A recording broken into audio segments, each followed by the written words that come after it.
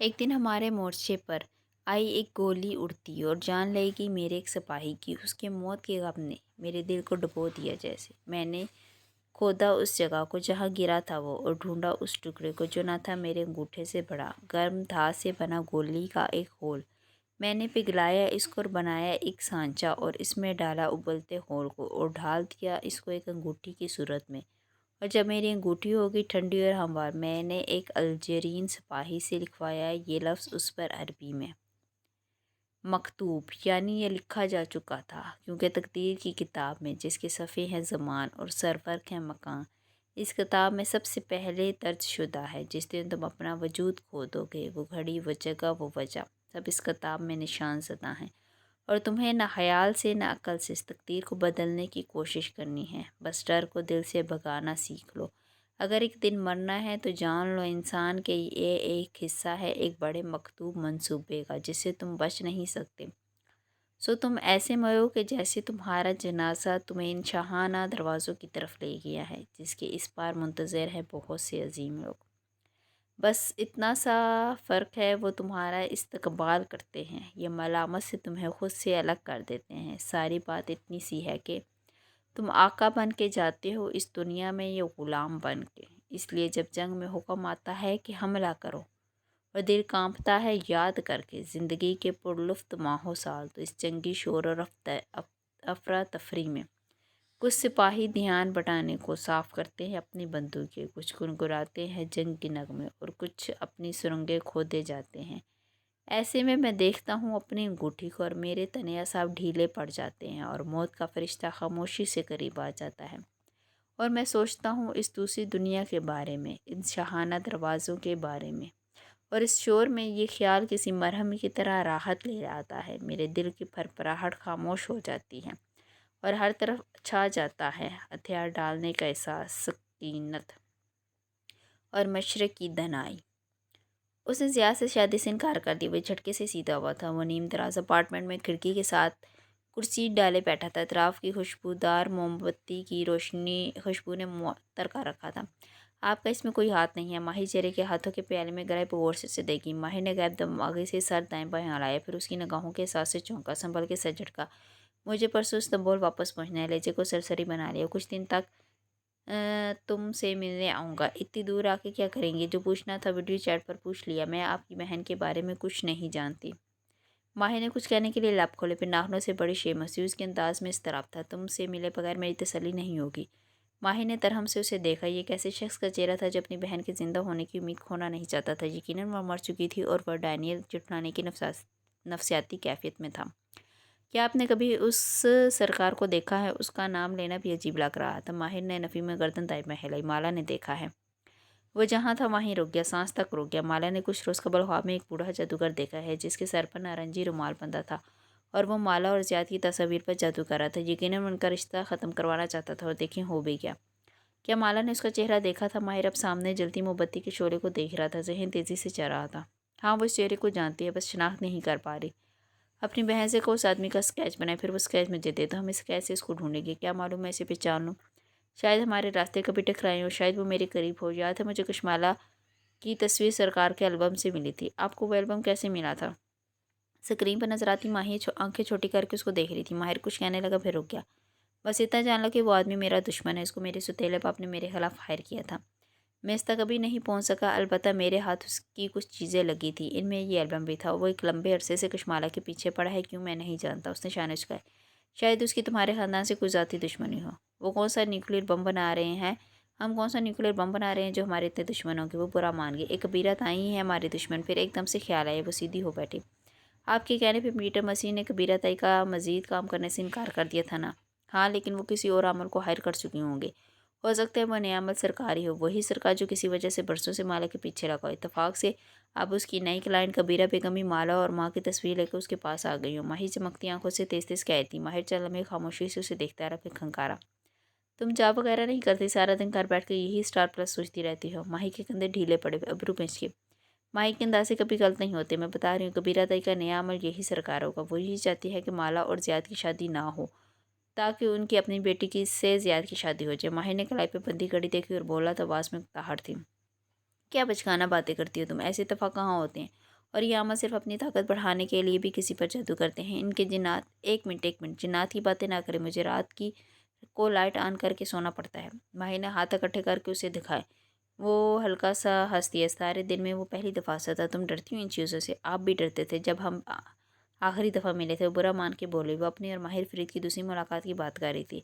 अब आप बदल गए हैं। तब आप खौफज़दा थे। फिर गौर से उसका चेहरा स्क्रीन पर देखा। आंखों तले हल्के थे और आपकी गुलाबी उर्दू में बहुत कड़ा अंग्रेज़ी लहजा था।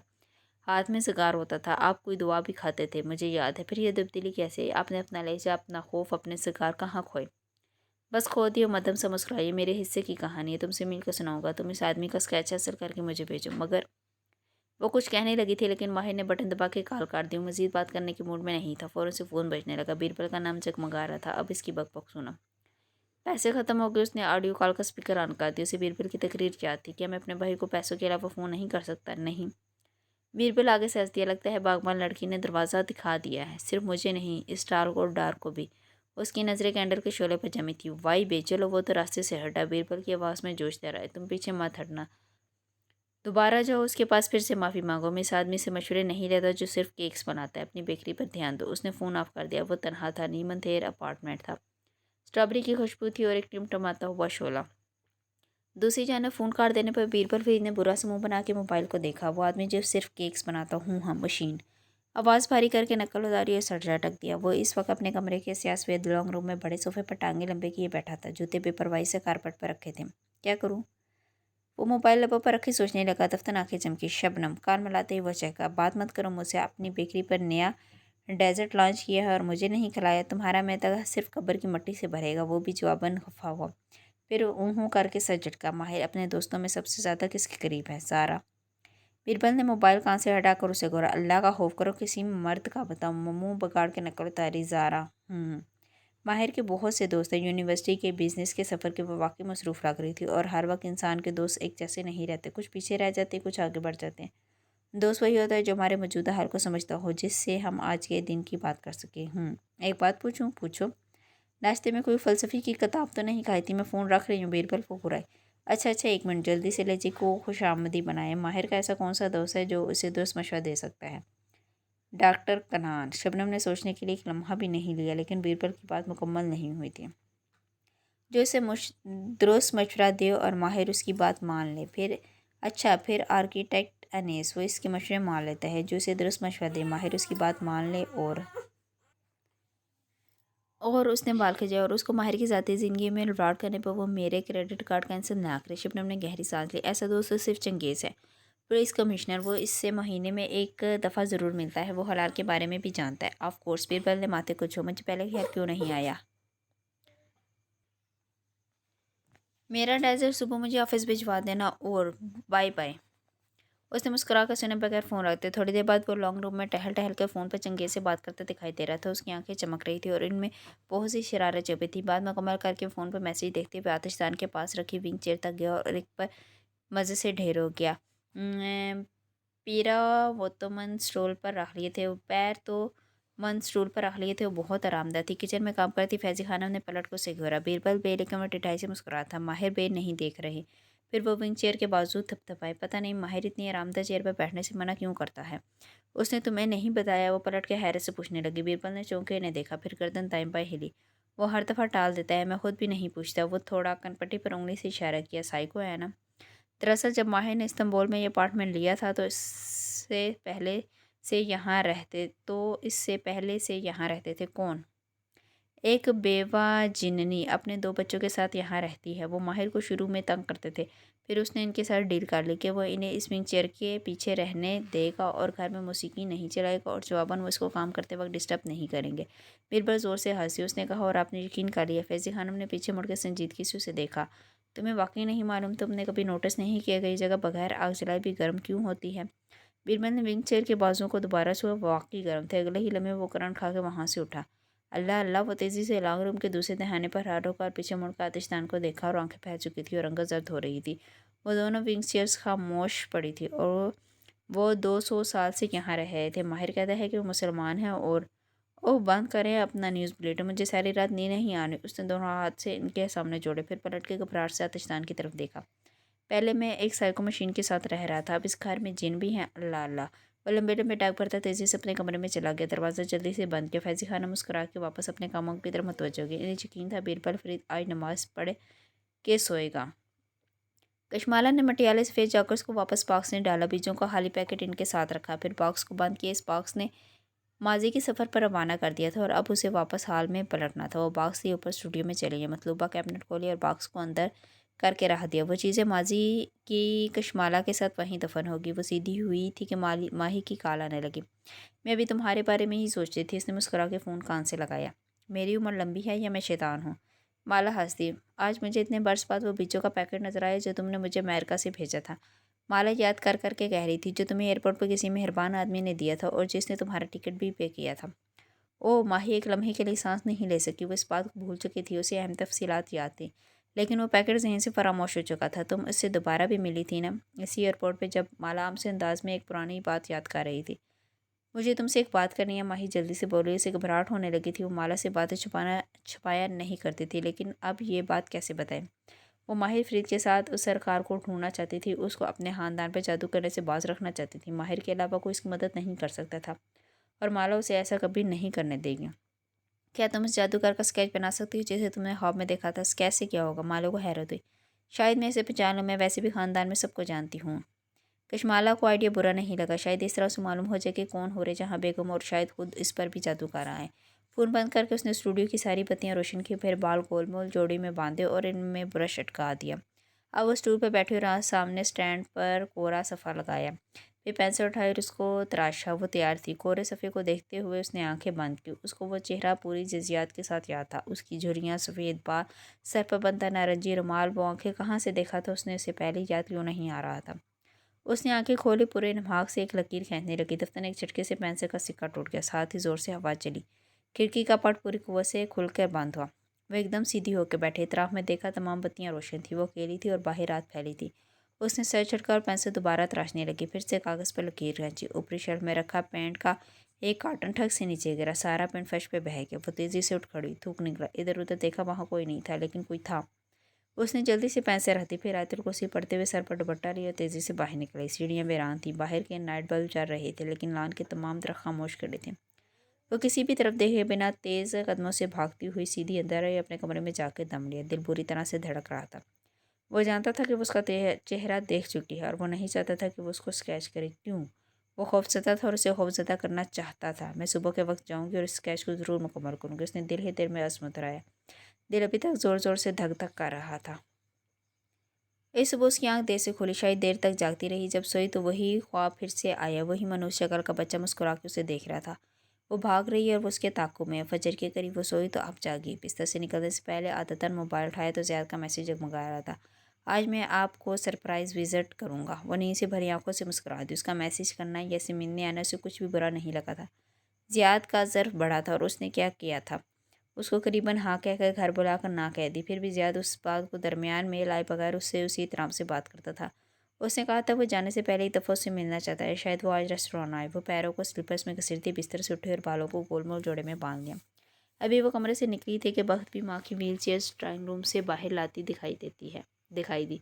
उसे देखते ही ड्राइंग रूम की तरफ इशारा किया। आपके मेहमान आए हैं। बख्त भी के दान कर रहे थे। ज़ियाद आया है।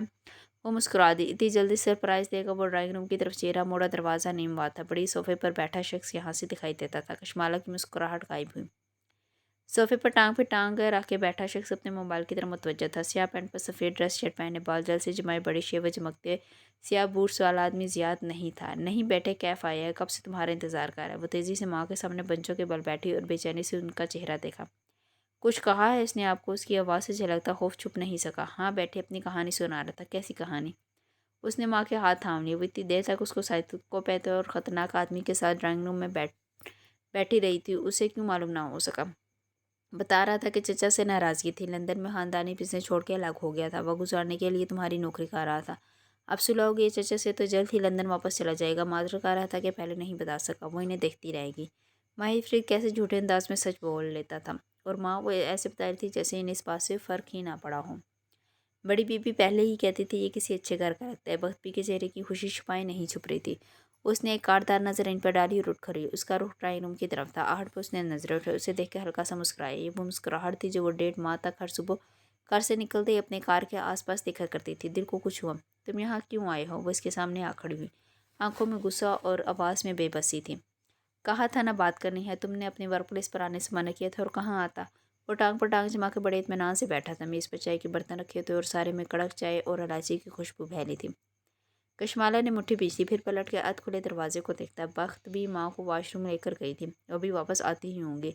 उस इनकी वापसी से पहले इस आदमी को अपने घर से निकाला था। मुझे तुमसे कोई बात नहीं करनी। क्या ये तुम्हारा डिफेंस मैकेनिज्म है? सामना करने के बजाय फरार इख्तियार करना, लड़ने के बजाय कहीं दूर चले जाना। वो बगौर उसको देख रहा था जैसे उसका मुताला कर रहा हो। कशमाला ने गहरी सांस से अंदर उबलते गुस्से को नीचे दिखेला, फिर उसने सामने वाले सोफे पे बैठी। मुझे लड़ना आता है कैफ, लेकिन मैं अपनी लड़ाइयाँ सोच समझ के मुंतखब करती हूँ। फिर लड़ो मुझसे, हिसाब मांगो, मैं हिसाब दूंगा, लेकिन वो ना करो जो ज़हीर के साथ किया था। बगैर सुने या कहीं लड़ाई छोड़ के मत जाओ। ज़हीर को दरमियान में मत लाओ वरना पछताओगी। उसने उंगली उठा के तंबी की। उसकी आंखों में कुछ था जो माहिर चौंका। बस फिर सर झटका, टांग से टांग हटाई और कदरे आगे हुआ। मैं सिर्फ तुमसे एक दफ़ा बात करना चाहता हूँ। उसकी आवाज़ धीमी थी। इसके बाद क्या होगा? माहिर ने हल्के से कंधे झुकाए। जो तुम कहोगी वही होगा, लेकिन मेरी बात सुनने के बाद। वो दोनों आमने सामने बैठे थे। दरमियान में मेज़ पर रखी ठंडी चाय और इलायची की खुशबू आई थी। मैं कहूँ मेरी ज़िंदगी से चले जाओ तो ऐसा करोगे? एक लम्हे की देर के बगैर चला जाऊँगा। वो चमन लम्हे के लिए कुछ बोल नहीं सकी। वो उसी संजीदगी से इसकी आंखों में देख रहा था। मैं पीछे भागने वालों में से नहीं हूँ कशमाला बीबी, ना मैं बार बार सफाइयाँ देता हूँ, लेकिन एक दफ़ा अंगश्ते शहादत उठा के दिखाएं। एक दफ़ा मैं अपनी सफाई ज़रूर दूंगा। कब और कहाँ ये तुम तय करोगी। व्हील चेयर के पहियों की आवाज़ पे माही ने चेहरे पर मुस्कुराहट तारी कर ली। पीछे होकर बैठ गया। वक्त भी माँ की व्हील चेयर धकेल के अंदर आ रही थी। आपके घर में फैमिली फ़ोटोज़ नहीं लगे हुए। वो चेहरा दाएं बाएं घुमाते हुए सरसरी अंदाज में बोला। गालबन इनके जाने से पहले कुछ गुफ्तगू का सिलसिला यहीं से टूटा था। माँ को पसंद नहीं है, कहती हैं तस्वीरें लगाने से घर में फरिश्ते नहीं आते, लेकिन वो इन्हीं नज़रों से उसे देख रही थी। शैतान फिर भी आ जाते हैं। शैतीन हर जगह है। कशमाला बीबी बस पहचानने में वक्त लगता है। मुस्कुराए अंदाज में ठिठाई थी। उसको इन बातों से फ़र्क नहीं पड़ता था। कशमाला ने गहरी सांस अंदर खींची, फिर इसी के अंदाज में पीछे होकर बैठी और टांग पे टांग जमा ली। माँ बता रही थी कि तुम इन्हें अपनी फैमिली के बारे में बता रहे थे। अब कि वो बोली तो आवाज़ ठंडी थी। तुम्हारे वालिद की डेथ का सुनकर मुझे बहुत अफसोस हुआ था। हाँ बेटे, अल्लाह इनको जन्नत नसीब करे। माँ ने खलूस से दिल से दुआ की थी। माही ने सर को हल्का सा खम दिया, जैसे ताज़ियत वसूल की हूँ। लेकिन तुम्हारे एक दूसरे फादर भी तो थे ना? सादगी से पलके चिपका के पूछा। कुछ था जो माहिर फरीद के चेहरे में पल भर में बदल गया। मुस्कुराहट गायब हुई, आंखों में बहुत कुछ उभर के डूबा। सुना है वो बहुत अच्छे इंसान थे। तुम दोनों भाइयों का बहुत ख्याल रखते थे। वो जोड़े से निकली एक लट उंगली पर लपेट रही थी। उनकी भी एक्सीडेंट में डेथ हो गई थी ना? तुम इनको बहुत मिस करते होगे, बहुत ज़्यादा। वो दबी आवाज़ में बड़बड़ाया, मुठियाँ बीच ली। एकदम कमरे में घुटन बढ़ गई थी। उसे हवा चाहिए थी। माँ ने चेहरा मोड़ के कशमाला को तदीबी नज़रों से गुजरा, लेकिन वो कही जा रही थी। सुना है तुम्हारे स्टेप फादर। वो एकदम उठ खड़ा हुआ, कलाई पे बंधी घड़ी देखी। मैं तुमसे मिलने रेस्टोरेंट आऊँगा दोपहर में, ओके? एक आड़ता नज़र उस पर डाली। पहली दफ़ा हल्का सा मुस्कुराई। बैठे बैठे कंधे झुकाए। श्योर। फिर जेरे लबड़बड़ाई। पछताओगे। वो जो माँ को झुके खुदाफिज कह रहा था, फिर से चौंका। एक नज़र से देखा। छठी ने सुर्खपत्ती जलाई और बुझाई। कुछ था जो वो नहीं जानता था।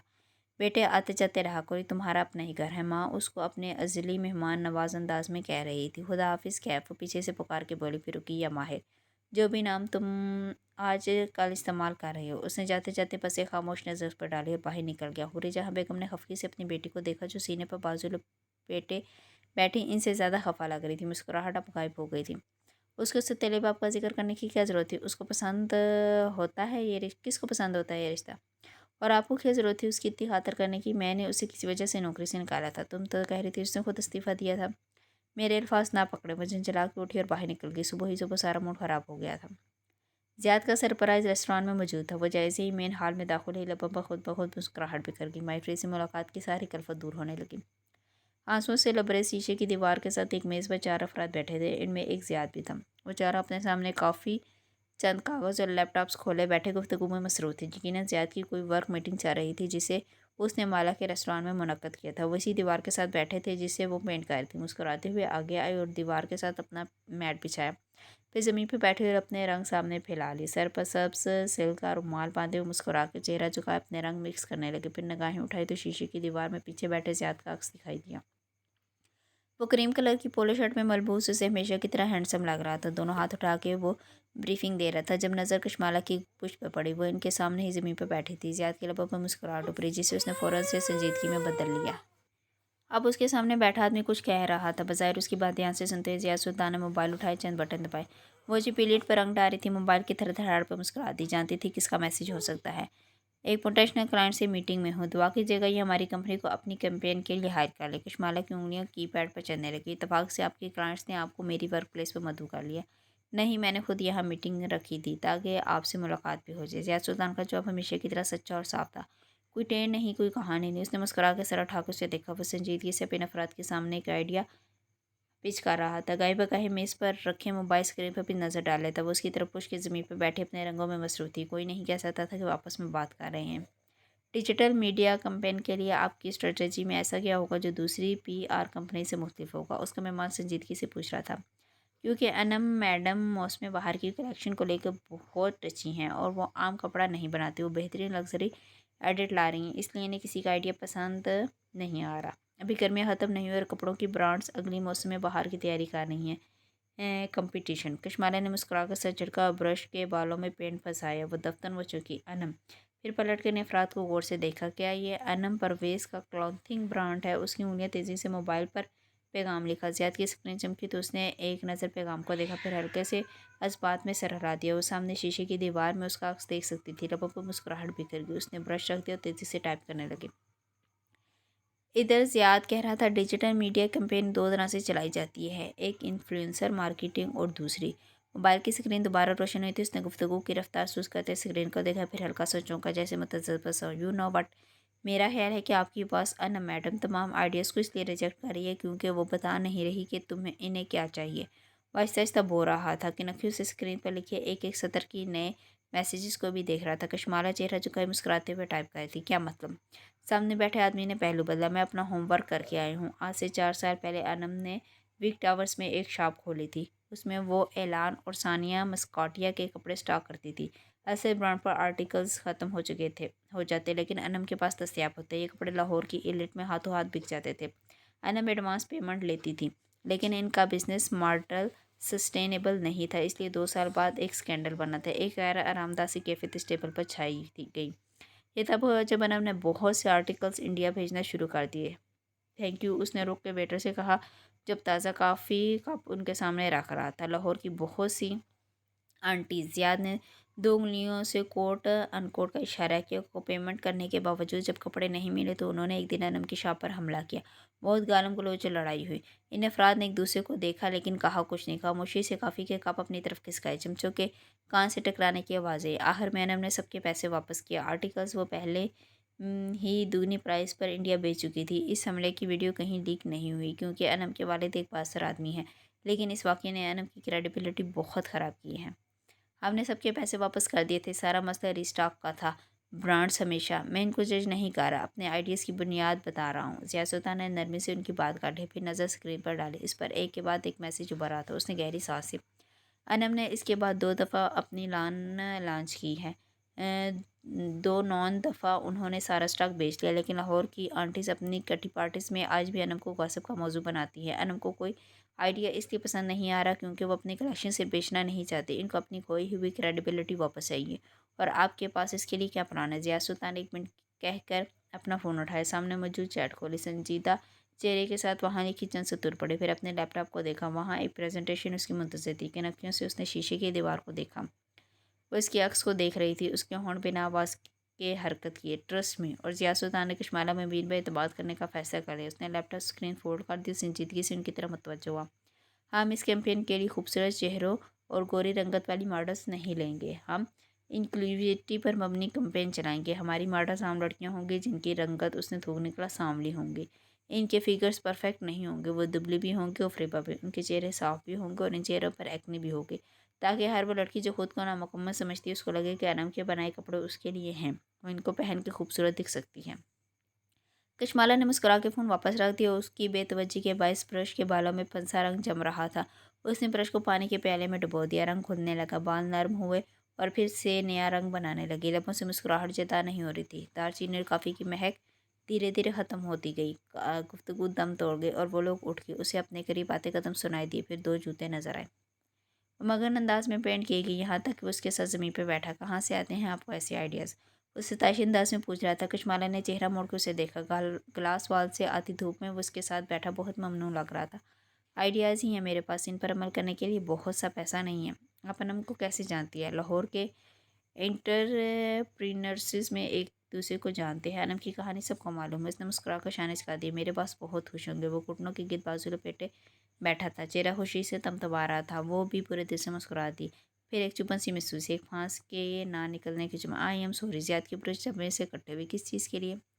आपको मालूम है किस चीज़ के लिए? वो धीमा सा मुस्कुराया। क्या मैं बोगस पालने वालों में से लगता हूँ? सब्ज रुमाली वाली लड़की ने मुस्कुरा के दाएं बाएं गर्दन हिलाई। धूप से उसकी आंखें सुनहरी लग रही थी। जो बात शुरू ही नहीं हुई, उसके ख़त्म होने का क्या अफसोस करना। हम कज़न्स तो हैं ही, अच्छे दोस्त भी बन सकते हैं। उससे मुस्कुरा कर सर हिला दी। जी, हम अच्छे दोस्त बन सकते हैं। मर्द और औरत कभी दोस्त नहीं बन सकते। माँ की आवाज़ किसी नशे की तरह दिमाग में चुभी, लेकिन कशमाला ने उसे झटक दिया। पुराने ज़माने की बातें। अरे हाँ, कल रेस्टोरेंट में आया था बुकिंग करवाने, तो स्टाफ ने बताया था कि आज आपकी सालगिरह है। मैं आपके लिए कुछ लाया था। वो याद करते हुए उठ खड़ा हुआ। वो हल्का सा हंस दी और उसे बाहर जाते देखते रही। थोड़ी देर बाद वो वापस आया तो उसके हाथ में एक शॉपिंग बैग था। वो वापस उसके साथ ज़मीन पर बैठा और बैग दरमियान में रखा। आपने बताया था कि आपको अच्छे जूते पसंद हैं। मुझे ये अच्छे लगे, कुछ दिन पहले लिए थे, आज देने का मौका बन गया। कशमाला ने मुस्कुरा के बैग में हाथ डाला। अंदर चॉकलेट्स का एक बॉक्स था और साथ एक जूतों का डब्बा। सिया खुद से, सादा मगर बहुत खूबसूरत। मैं खुद से नहीं पहनती, लेकिन ये ज़रूर पहनूंगी। Thank you. लेकिन उसने मुस्कुराहट पाई, आज मेरी सालगिरह नहीं है। ज़ियाद ने समझे से उसे देखा। स्टाफ ने बताया था कि आपके डॉक्यूमेंट के मुताबिक आज आपकी सालगिरह है। मेरे डॉक्यूमेंट पर मेरी सालगिरह गलत लिखी है। बर्थ सर्टिफिकेट पे गलत दर्ज हो गई थी और फिर ओ लेवल्स तक बदली नहीं जा सकी। बाद में सारे डॉक्यूमेंट इसी तारीख के साथ बनते कि आप क्या तब्दीली करवाती, यानी इस सब का कोई फ़ायदा नहीं हुआ। ज़ियाद ने अफसोस से उसके हाथ में पकड़े जूतों को देखा। तारीख से क्या होता है? सालगिरह किसी भी दिन मनाई जा सकती है। जूते बहुत खूबसूरत हैं। स्याह रंग वैसे भी मुझे पसंद है। हर एक को नहीं होता। वो दासी से मुस्कुराए। वो दोनों शीशे की दीवार के साथ बैठे थे। दूसरी दन के ऊपर पड़ी थी, लेकिन एसी की ठंडक के बायस वो बेजर लग रही थी। आपको दूर अंदर अभी अपनी रंगत का कॉम्प्लेक्स है ज़ियाद। वो जूते वापस पैक करने लगी। अंदाज़ा आता था सादा सा था। ज़ियाद की गर्दन में गिल्टी सी उभर के मालूम है, शायद एक ज़माने में मैं भी अपने चेहरे का कॉम्प्लेक्स था। आपकी दफ़ा हैरान होने की बारी ज़ियाद सुल्तान की थी। उसने बेयकीनी से कशमाला मुबीन के खूबसूरत पे चेहरे को देखा। नामुमकिन। मेरे चेहरे पर बहुत एक्ने थी और मैंने इसकी वजह से बहुत तकलीफ़ उठाई थी। उसने सर झुकाया, लहजे में किरचियाँ सी उभरी। लेकिन फिर मैंने खुद को इस कॉम्प्लेक्स से निकाला, एक्ने का इलाज करवाया। कहीं दूर अंदर अब मैं भी खौफजदा हूँ कि वो वापस ना आ जाए। मैं हर सुबह उठ के अपना चेहरा देखती हूँ। मैं पूरी तरह खुद को अपने रंगत के कॉम्प्लेक्स से नहीं निकाल पाया। हालांकि अब मैं इस बारे में ज़्यादा नहीं सोचता, लेकिन मेरे अब्बू, वो सर झुकाए ये सब कहते हुए एक आम इंसान लगा था, उसके अपना जैसा। मेरी माँ की रंगत के बायस उनको सारी उम्र मेरे वाले से बातें सुननी पड़ी थी। अब्बू खूबसूरत थे, गोरे और खूबसूरत। अम्मी से उनकी शादी ज़बरदस्ती हुई थी। अम्मी ने अपने रंग की वजह से बहुत तकलीफ सही है। वो अब सामने शीशे की दीवार पर पेंट हुए आंसू देख रहा था। मेरी माँ बहुत साबित समझदार औरत है। कशमाला, उनकी सारी ज़िंदगी का महवर मैं ही हूँ। वो अपने लिए नहीं, मेरे लिए जीती है। मैं एक ज़माने में खुद को बदसूरत समझता था, पूरी तरह ना सही, लेकिन जितना भी मैं इस कम्प्लेक्स से निकला हूँ, अम्मी की वजह से निकला। उन्होंने ही मेरी शख्सियत बनाई है। वो तहरीर उसे देखेगी। कहते पुरखशिश आदमी को भी अपनी शख्सियत का कम्प्लेक्स हो सकता था। कैसी हैं आंटी? ज़्यादा एक ठंडी सांस बाहर खारिज की। कोई अजीब सी बीमारी इनको अपने पेट में लिए हुए है। समझ में नहीं आता क्या करूं। ऐसे लगता है कि कोई कर्स है जो हमारे ख़ानदान का पीछा कर रही है। शायद वो कर्स मैं हूँ। मेरी वजह से आपके ऊपर कोई जादूगर है। उसने दिल में सोचा, कहा नहीं। वो ज़ियाद को बताना चाहती थी कि उसने ख्वाब में ज़ियाद की तस्वीर पर भी खून देखा था। उसके इनकार की वजह वो सिर्फ माँ की सेहत नहीं थी, वो जादू भी था जो कशमाला से जुड़े हर इंसान को अपनी लपेट में ले लेगा। उसके करीब रह के ज़िया सुल्तान को सिर्फ नुकसान होगा। नगीना बेगम की तबीयत अब से ख़राब रहने लगी थी जब से उन्होंने ज़ियाद और माला के रिश्ते का सोचा था। लेकिन वो ये सब बता के उसे परेशान नहीं करना चाहती थी। आप वापस कब जा रहे हैं? सवाल अभी लबों में ही था कि जब उसे एक एहसास हुआ। एक एहसास जो पहले से हो जाता था, किसी के अंदर आने से पहले, किसी के आपको देखने से पहले, किसी ख्वाब, किसी कैफियत में। कशमाला ने चेहरा मेन हाल के दाखिली हिस्से की तरफ मोड़ा। वहाँ कोई नहीं था। ज़ियाद कुछ कह रहा था, लेकिन वो सुन नहीं रही थी। वो वहीं देखती रही। 1 सेकंड, 2 सेकंड, घड़ी की टिक टिक। फिर वो अंदर दाखिल हुआ। मोबाइल पर बटन दबाते हुए ताशी नज़रों से इतराफ़ में देख रहा था और वो उसको। दफ्तर माहिर के कदम जंजीर हुए। नज़र शीशे की दीवार के साथ बैठे दो चेहरों पर चेहरों के। एक ज़ख्मी सा तासुर भूरी आंखों में उभरा। जिस्म के सारे असाब तन के। वो चल में उसे देखता रहा, फिर उल्टे कदमों पलट गया, जैसे कोई फिल्म में रिवाइंड हो जाती है, जैसे वो यहाँ आया ही नहीं था। मोबाइल की धड़धड़ाहट पर वो चौंकी। ज़ियाद अब भी कुछ बताया था, मगर उसका जहन बढ़ चुका था। मैं सामने एक कैफ़े में तुम्हारा इंतज़ार कर रहा हूँ। ये एक नया नंबर था, इंग्लैंड के 44 कोड वाला व्हाट्सएप नंबर। यकीनन माहिर फरीद का असल नंबर। वो बात करना चाहता था और बात तो उसे भी करनी थी। ज़ियाद, मुझे कहीं पहुंचना था, बस एक छोटा सा काम है। ओ, मैं ड्रॉप कर दूँ? मेरे पास कंपनी की कार है। वो वक्त देखते हुए ज़मीन से उठ खड़ा हुआ। लिबास की नादीदा गिरद झाड़ी। नहीं, मुझे ये खुद ही करना होगा। उसने ज़ियाद की दी चॉकलेट से जूते वहीं अपने सामान के साथ रखती। उसे माहिर फरीद से मुलाकात में ज़्यादा देर नहीं लगनी थी। जिस रेस्टोरेंट में वो उसका इंतज़ार कर रहा था वो एक छोटा सा ब्रेकफास्ट कैफ़े था।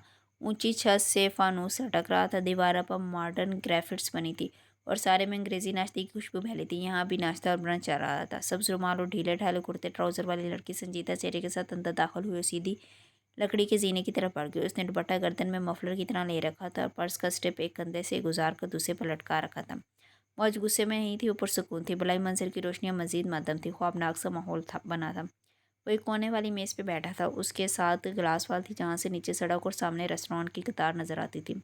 उसे दूर से आते देखकर उठ खड़ा हुआ, चलती हुई उसके ऐन सामने आ रुकी। अब इन दोनों के दरमियान सिर्फ लकड़ी की एक मेज़ थी। वो दोनों कितने अरसे बाद यूँ आमने सामने थे। मालक ने गौर से उसका चेहरा देखा। क्या ये वही शख्स था जो उसके हैंड बैग्स उठा लेता था, उसके लिए कार का दरवाज़ा खोलता था, बैठने से पहले उसके लिए कुर्सी खींचता था? शायद नहीं, ये कोई और था। उसका लिबास भी अलग था और क्लास भी।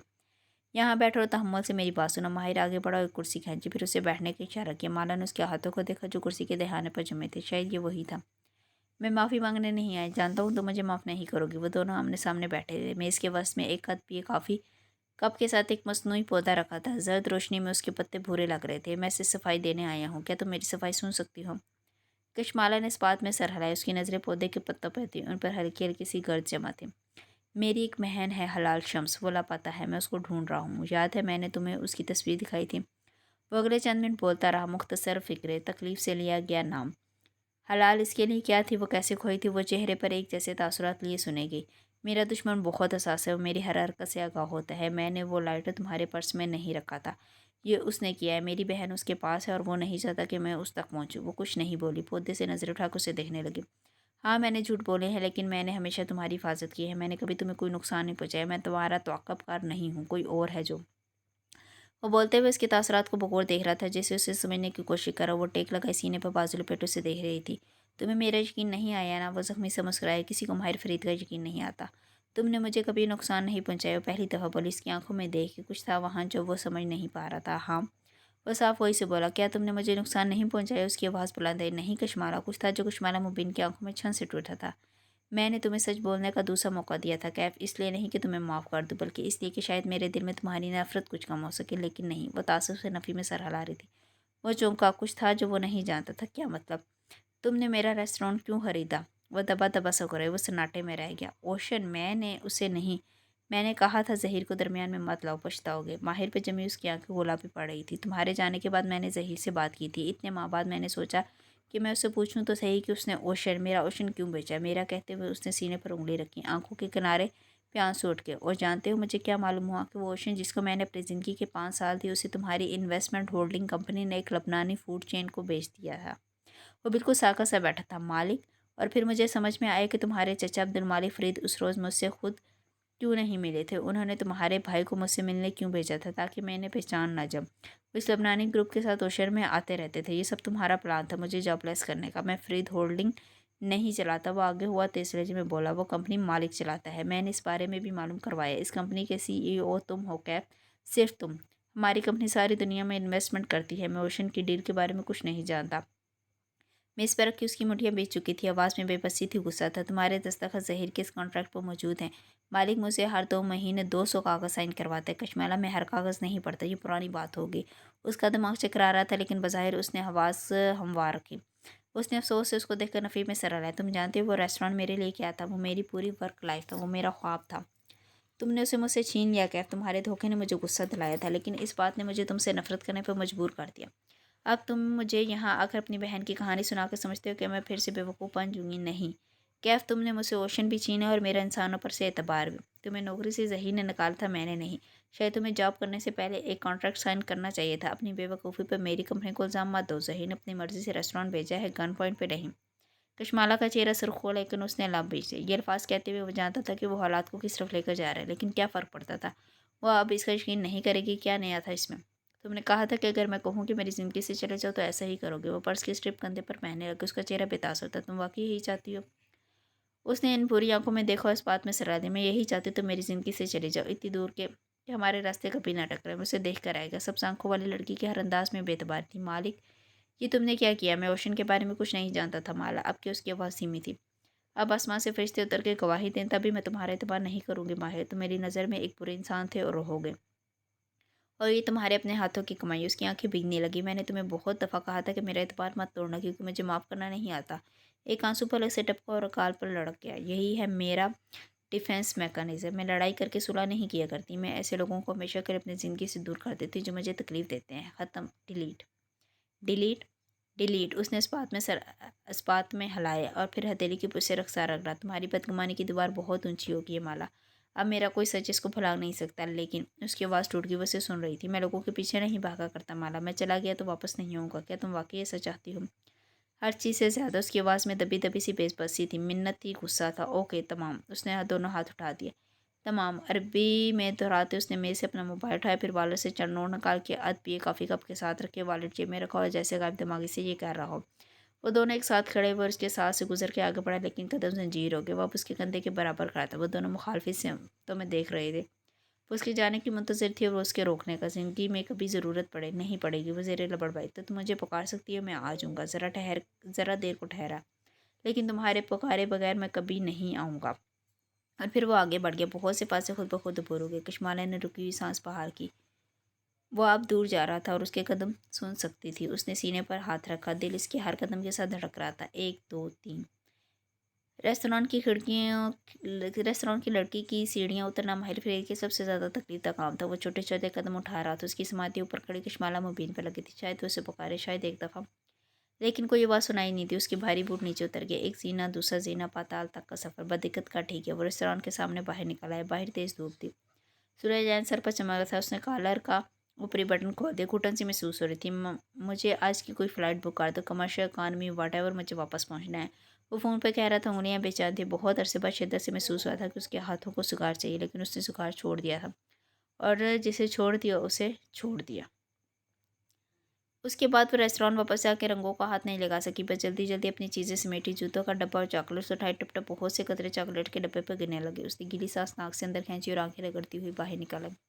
वही धोखेबाज आदमी था। मैं चंद दिन में उसको भूल जाऊंगी। वो बेतवज्जी से ड्राइव कर रही थी। आंखें मुसलसल बह रही थी। काश तुमने मुझसे पहले दिन से सच बोला होता कैफ। आधे झूठ आधे सच, अधूरे सच। कार घर के करीब एक सिग्नल पर रुकी हुई थी और आंखें बंद किए सर टेक की पुष्ट से टकाई हुई थी। आंसू टप टप गिरते जा रहे थे। खिड़की का शीशा बजा तो एकदम से डर गई। बाहर एक बच्चा खड़ा था। माला खिड़की सांस बहाली। बटन दबाया, शीशा नीचे होता गया। आप माला बाजी है ना? मुस्कुराए। पठान बचा था। उसकी आंखें सबसी ऐसी सब्ज आंखें जो मगर भी फोटोग्राफर्स अपना कैरियर बनाने के लिए शूट करते हैं। हाँ और तुम? उसने जल्दी से गीले रुखसार हट गए। मेरी अम्मी आपके सामने वाले घर में काम करती हैं, मैं ये बनाता हूँ। उसने मोती के बने गजरे सामने किए। भीगी आंखों से मुस्कुरा दी। मेरी माँ के लिए। उसने पैसे दिए। गजरे थाम लिया। आंखें बंद करके उसकी खुशबू को सूंघा। अंदर तक जैसे ताजगी से उतर गई हो। मालाबाजी, आप पेंटिंग करती हैं? पति अभी सुर्ख थी और खिड़की से लटक के अंदर झांक रहा था। हाँ क्यों, तुम्हें रंग अच्छे लगते हैं? उसने गजरे फ्रंट सीट पर रखे। साथ ही चॉकलेट का बॉक्स नजर आ रहा था। बच्चे की नज़र चॉकलेट्स पर गई और फिर वापस उस तरफ। जी आपके पास फालतू रंग हो तो मुझे दे देना। अब बत्ती जर्द हुई।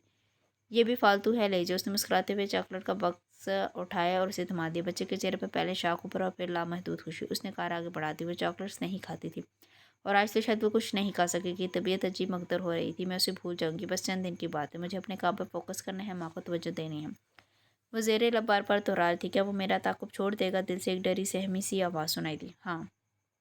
वो किसी और लड़की की तरफ बढ़ जाएगा। दिमाग ने समझा। उसके पास लड़कियों का पूरा एल्बम था और ये आवाज़ दिल को पुसरकाने लगी। उसने ज़ोर से आंसू रगड़े। वो किस आदमी का कम ले थी? माई फरीद की दुनिया अलग थी। वो परफेक्ट ज़िंदगी से उठ के आया था। उसको क्या मालूम कि चेहरों की रंगत तो दागों वाले नामुकम्मल लोग कैसे होते हैं। कैसे वो अपने वजूद के सारे हिस्सों को जोड़ के बदिक्कत खुद उस मुकाम तक लाते हैं। उसकी कुशमाला मुबीन और रियाज सुल्तान जैसे कम्प्लेक्सेस कहाँ होंगे। अमीर लोग अलग दुनिया ने हाई हील्स का एक जोड़ा लेने के लिए बड़े बड़े फैसले नहीं करने पड़ते। उसने कार आगे बढ़ा दी। वो उसे भूल जाएगी, बस चंद दिन लगेंगे। चंद दिन बाद सरियार इस्तेमाल की ऊंची इमारत का टॉप फ्लोर रोशन था। अपार्टमेंट की ऊंची खिड़कियों के बाहर एक टेरेस बना था जिसके चब्बे से बरकरी कमे कमे लहरों की सूरत लटक रहे थे। टेरेस पर एक कोच रखा था जिस पर माहिर बैठा नजर आ रहा था। पैर लंबे करके कैंची सूरज सामने स्टोर पर जमा रखे थे और वह खामोशी से नीचे नजर आती सड़क और उसके पार बहते बॉस्फोरस को देख रहा था। रात की तारीकी में बॉस्फोरस के किनारे खिड़की गश्तियों की बत्तियां जली हुई थी। कहीं से हल्की सी मौसीकी की आवाज़ सुनाई दे रही थी। इस पुरसुकून माहौल में खलल दस्तक ने डाला। उसने चेहरा उठा कर देखा। टेरेस से अंदर खुलते दरवाजे की चौखट में बीरबल खड़ा था। टी शर्ट ट्राउजर पहने, घुंघराले बाल माथे पर बखेरे, वो ताज़ा दमसद नजर आ रहा था। जब से वापस आई उसी तरह खामोश हो, लेकिन आज नहीं रहोगे। वो मुस्कुराया और अंदर लाउंज की तरफ इशारा किया। चंगेज़ तुमसे मिलने आया है। माहिर के ब्रो कटे। उसे इस वक्त किसने बुलाया है? मैं तो उसे जानता ही नहीं, पता नहीं कौन है, खुद ही अंदर घुसा है। बिरबल तेजी से इस तरफ हुआ और नवार को रास्ता दिया। माहिर अफंदी कहाँ गुम होगा है? भारी आवाज़ में उसका हाल हवाल पूछता एक आदमी टेरिस पर। उसने कॉलर वाली शर्ट पहनी रखी थी जिसके ऊपर बटन खुले थे। गर्दन में झूलती सिल्वर चेन झांक रही थी। उंगलियों में भी 2-3 सिल्वर अंगूठियां थी। वो चौड़े कंधों वाला ऊंचा लंबा सा मर्द था जिसको देख के अंदाजा होता था कि उसका वक्त थाने से ज़्यादा जिम में गुजरता है। चेहरे पर तरशीदा मूछें और एक बेतकल्फाना मुस्कुराहट थी। माहिर ने पहले उसे देखा, फिर एक तेज़ नज़र रेलिंग के साथ खड़े बीरबल पर डाली। उसने फ़ौरन आदमी से गंदे चुका दिया। वल्लाह मैं इस आदमी को पहली दफ़ा देख रहा हूँ। चंगेज़ ने हाथ जला के उसे हटने का इशारा किया और कोच के दूसरे किनारे पर जा बैठा। टांग पर टांग जमा लिए बगौर अपने बाएं हाथ बैठे माहिर को देखा जिसके चेहरे पर अब सिर्फ उकताहट थी। कैसी मोहब्बत थी तुम्हारी? लड़की के पीछे के मगर खाली हाथ आगे मायूसी भरी खफकी से शिकवा किया। बिरबल ने बेख्तियार माथा छुआ। माहिर के दोस्त भी इस जैसे थे। मैं इस बारे में बात नहीं करना चाहता। वो सामने देख रहा था, आवाज़ हल्की थी। लेकिन हम करना चाहते हैं। चंगेज़ का लहजा खफा खफा सा था। पहले मुझे बताओ, अपने इस रिपोर्ट चचा की खबर ली जिसने उसका रेस्टोरेंट बिकवाया था? माहिर ने जवाबन तेज नज़रों से बीरबल को घूरा। बहुत मसरूफ़ सा अपने पैरों को देख रहा था।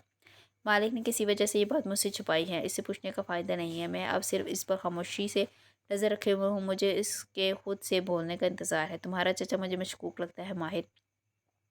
तुम्हें तो हर आदमी मशकूक लगता है। बीरबल बदमज़ा हुआ। माना कि वो रोबोट है, बैटरी से चलता है, लेकिन वो माहिर से वाकई मोहब्बत करता है। वो उसको ऐसे धोखा नहीं देगा, कोई वजह होगी। चंगेज़ ने घूर के रेलिंग के साथ खड़े बीरबल को देखा। मैं होमिसाइड कत्ल डिपार्टमेंट में काम करता हूँ बीरबल। 70% कत्ल केसेस में कातिल करीबी फ़र्द निकलता है और बाकी 40% तुमसे हल नहीं होते होंगे। जाओ यार, कोई चाय कावा लाओ पिलाओ। उसने हाथ जला के उसे जाने का इशारा किया। फिर माहिर को तशवीश से देखा। वो इसी अंदाज में बैठा नीचे बॉस्फोरस के सियाह पानी को देख रहा था। और तुम मुझे ये समझाओ कि कौन सा मर्द सिर्फ एक दफ़ा कहने पर किसी औरत को छोड़ सकता है? कौन सा मर्द किसी औरत के कहने पर उसे छोड़कर चला जाता है? माला मौसीकी के शोर में सफूरा उसके कान के करीब ज़ोर से बोली थी। औरत छोड़ सकती है लेकिन मर्द इतनी आसानी से पीछा नहीं छोड़ते। वो दोनों इस वक्त मेहंदी के फंक्शन में मौजूद थी। लाहौर शहर से ज़रा बाहर एक फार्म हाउस पर माला की एक क्लास वालों की मेहंदी मुनक्कद की गई थी। ऊंचे मार की छत फानूस और गेंदे के फूलों से ढकी थी। हर तरफ फूल ही फूल थे। रोशनियां रंग चमकते धमकते लोग। कुशमाला बड़े दिन बाद माँ को बख्त भी और मुईद के पास छोड़ के किसी फंक्शन में आई थी। मगरिब ढल के रात में बदल चुकी थी। मेहंदी का फंक्शन लाहौर की दूसरी मेहंदियों से मुख्तलिफ ना था। ख़वातीन हो या मर्द, सबका फोकस एक ही था। तस्वीर अच्छी आनी चाहिए, चाहे हकीकत जैसी भी हो। सबकी तस्वीर में परफेक्ट नज़र आना था। बड़ी बड़ी फोटोग्राफी और वीडियोग्राफी कंपनीज हायर की गई थी जिस फंक्शन की अक्सबंदी कर रही थी। लाइटिंग से लेकर हैशटैग तक सब कुछ इंस्टाग्राम पर अपलोडिंग के लिहाज से तैयार किया जा रहा था। लाहौर की अपर मिडिल और अपर क्लास के यहाँ अब शादियों पर इंडियन डिज़ाइनर्स को पहनने का रिवाज आम हो चुका था। हर दूसरी दुल्हन साबिया साची, भीना मुशरवा और मनीष मल्होत्रा वगैरह की लहंगा चोली पहनती नजर आती थी। ये मलबूसात भारी कस्टम ड्यूटी अदा करके बजरिया दुबई मंगवाए जाते थे। फिर हर मेहंदी या शहंदी पर रक्स के मुकाबले होते। वो ज़माने के जब लाहौर की मेहंदी पर डांस वीडियोस बनाने से मना किया जाता था, अब नहीं किया जाता। अब लाहौर हो या इस्तांबुल, इंसानों की अक्सरियत को मशहूर होने का शौक़ हो चला था। शादी कितने दिन तक सोशल मीडिया पर ट्रेंड करेगी, किसकी वीडियो वायरल हो जाएगी, ये अब एक मुकाबला था। ऐसे में वो दोनों तस्वीर ब्रांड्स की इस मुकाबलेबाजी से दूर एक ऊंची मेज़ की गिर्द बैठी थी। सफूरा ने साड़ी पहन रखी थी। वो आज अपने वास्कर हुलिये से मुख्तलिफ नज़र आई थी। अलबत्ता माला सादगी से तैयार हुई थी और उस चीज़ से जिस सफूरा को चमकाया था। उसके लंबे बाल शाने पर आगे को समेटे हुए थे। कानों में झुमके थे और लिबास आंखों जैसे सब्ज रंग का था। सिर मकेश की झिलमिलाते हुए सब्ज दुपट्टे से मालूम होता था कि वो मेहंदी के फंक्शन में आई है, वरना चेहरे पर मेकअप ना होने के बराबर था। एक उदासी थी जो उसके सारे वजूद को अपने लपेट में लिए हुए थी। मैं बताई दे रही हूँ माला, वो साय को ही थी। जल्दी पीछा नहीं छोड़ेगा तुम्हारा। मौसीकी के बेगम शोर पर सफूरा उसके कान के करीब जोर से बोली। कशमाला चेहरा उठा के छत से लटकते गेंदे के फूल को देखने लगी। दोनों हाथ बाहम फंसाए उंगलियां मड़ोड़ रही थी। सफूरा ने बगौर उसका चेहरा देखा। क्या तुम पछता रही हो? मैंने गलत तो नहीं कर दिया? दिमाग दुरुस्त है तुम्हारा? सफूरा ने बेयकीनी से उससे देखा। वो जो छत को देख रही थी वो एक खतरनाक आदमी है। उसने तुम्हारा रेस्टोरेंट छीना, कैफ को डराया, धमकाया, फिर तुम्हारी ज़िंदगी में दाखिल होकर तुम्हें धोखा दिया। तुम्हें तो उसको पुलिस के हवाले करना चाहिए था। बहुत सस्ते में छोड़ दिया। माला ने नज़र फानूस से हटाकर सफूरा के चेहरे पर मरकूज़ की। उसकी आंखों में एक तसब्बुत सा था। क्या मालूम उसकी बहन वाकई लापता हो और वो ये सब उसको ढूंढने के लिए कर रहा हो। वही उंगली गर्दन में झूलती चेन पर फेर रही है। बहन लापता है तो पुलिस से बात करे ना। तुम पुलिस हो क्या? उफ! कशमाला। सफूरा ने माथे को छुआ, फिर फिक्रमंदी से उसका हाथ थामा। वो तुम्हारे जहन को चक्कर दे रहा है। ऐसे लोग बहुत शातिर होते हैं। तुमने उसकी कहानी में नहीं आना। सब झूठ है, हमदर्दी लेने के बहाने। लेकिन अगर उसकी बहन वाकई किसी मुसीबत में, उसने बेचैनी से पहले बदला। वो एक 11 साल की बच्ची है। अगर मैं उसकी मदद ना कर सकी तो मैं खुद को कैसे माफ़ करूँगी?